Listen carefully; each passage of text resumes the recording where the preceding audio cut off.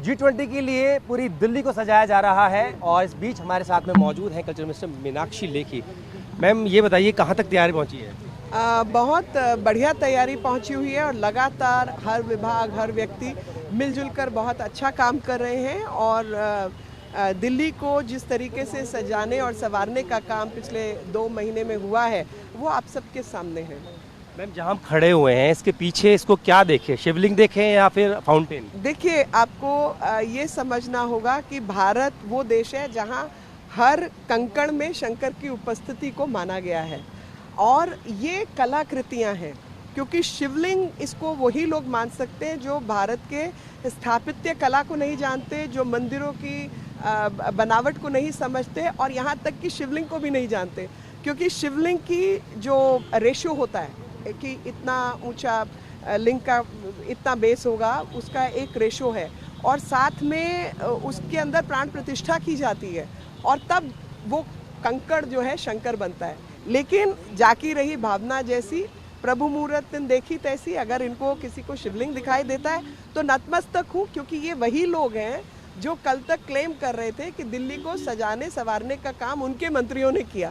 अब जब सच्चाई सामने आने लगी तो उन्होंने बवाल करना शुरू कर दिया और उसको धर्म की तरफ लेके जाने लगे और अधर्मी लोग इस तरीके का बवंडर करने के लिए जाने जाते हैं। तो इसके पीछे की जो राजनीति आप उसको समझिए।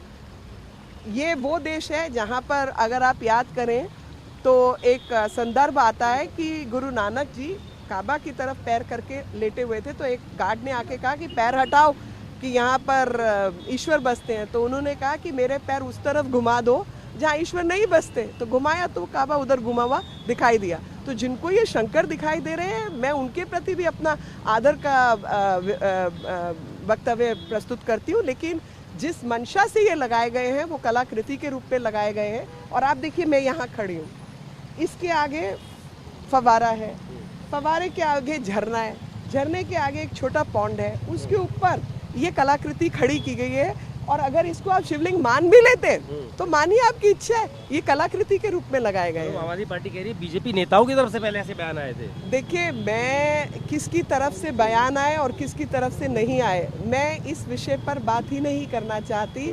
लेकिन हाँ, मैं ये बात ज़रूर करना चाहती हूँ, भारतीय सभ्यता संस्कृति, हमारी कलाकृति, हमारा जो सौहार्द है वो दुनिया को दिखाई देना चाहिए और इस कलाकृति के माध्यम से अगर दिखाई देता है तो सिर आंखों पर, और शंकर जो है वो सच मनवा देते हैं, शंकर की ही कृपा है। अब जो मामला है बयान से आगे अब एफआईआर तक पहुंच गया है। आम आदमी पार्टी एलजी के और बीजेपी खिलाफ एफआईआर लिखाने वाली है। लिखवा दें, कुछ होने जाने वाला नहीं है, क्योंकि इसका कोई तथ्य के आधार पर अगर कोई बात नहीं करेगा और वो केवल भावनाओं को भड़काने का काम करेगा तो कानून ने उनका इलाज पहले भी किया, अभी दोबारा कर देगा। आखिरी सवाल, वन नेशन वन इलेक्शन पे, क्योंकि अभी आप भी एक सांसद हैं, आपके विचार क्या हैं? आपके विचार क्या हैं? मैं बता दूं। ठीक है, तो यहाँ पर आप देखें, आपको मैं दिखाऊं तो इस वक्त हम मौजूद हैं यहाँ पे।